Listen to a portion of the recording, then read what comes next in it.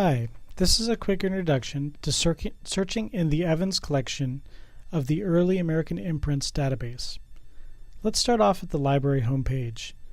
That's www.library.drexel.edu. You can get to the database from the Database tab, which is here, and you can go ahead and go to E for Early American Imprints, Series 1 Evans. There's also kind of a quicker way of getting there if you know what you're searching for, which is just come to the library catalog where the Books and More tab and just type Evans as a keyword search. And the Early American Imprints Series 1 Evans is the first hit on the results. Okay, so this is the Evans collection. It's a collection of printed works published between 1639 and 1800 and printed in America. The bulk of the database comes from scans of microfilm works collected by Charles Evans, though the collection has now been augmented by about 1,000 additional works. As you will notice, some of the scans can be hard to read on the screen, so you may want to print some of the pages. You can browse the collection many different ways using the tabs, and browsing is a good way to get a sense of what is included here. You can look at, for instance, advertisements, and you see a chronological list. You can search within advertisements to narrow down the list of results and get something closer to what you're interested in. You can browse by genre. So this is the type of material, and you'll see types such as atlases, autobiographies, devotional literature, diaries, which are particularly interesting, memoirs, novels, obituaries, playbills, poems, whole plays, even wills. You can see a lot of the range of what was being published in the colonies and the early republic by just looking at some of the examples of the different genres of publications. You can also browse by subject by clicking on the Subject tab. There are some general topics or general subjects that you can click on. For instance, economics and trade. If you're interested in particularly the Revolutionary War, you can click on military. You can try politics. That's always popular.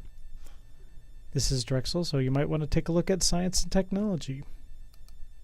And then you'll notice that as I click on each one, a different set of subject terms becomes available, and you can explore those. You can browse by author. If you know the person that you're looking for, you can also look at the printing history. And these are alphabetical as well. So this is an alphabetical list of booksellers. Below that is an alphabetical list of printers. You can go ahead and look at, if we go over to F, you can see Benjamin Franklin bookseller. Click on that.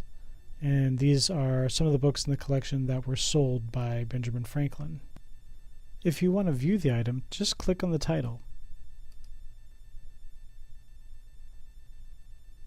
It sometimes takes time for the page to load. And as you'll notice, that some of these pages are not particularly legible. You can then browse the document by clicking on the various pages over on the left-hand side. If you want more information about the item that you're viewing, click View Full Citation. And here you'll see what genre it's in, the publication information, and sometimes notes that will tell you a little bit more about the item.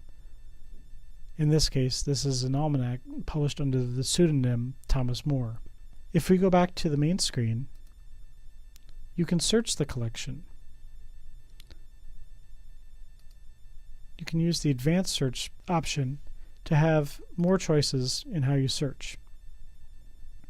You can search in the citation text, which is useful because it's a little bit more broad than searching just in the title, but not so broad that your search term will show up everywhere it appears in a document.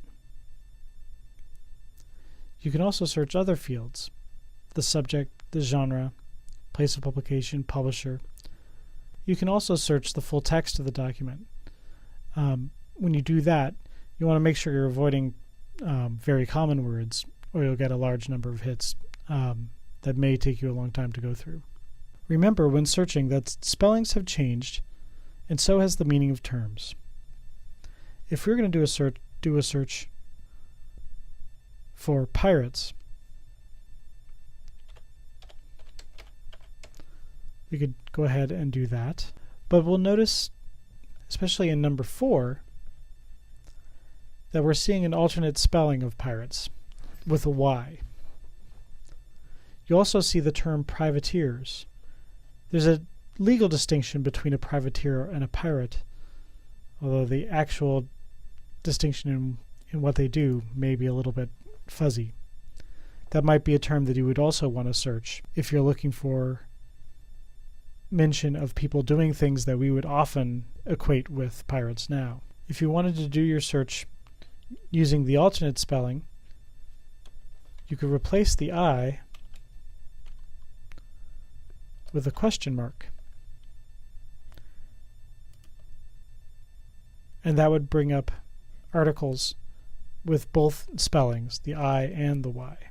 If you wanted to search for pirates, but also would like to see results that might include the word piratical, you could do a search like this.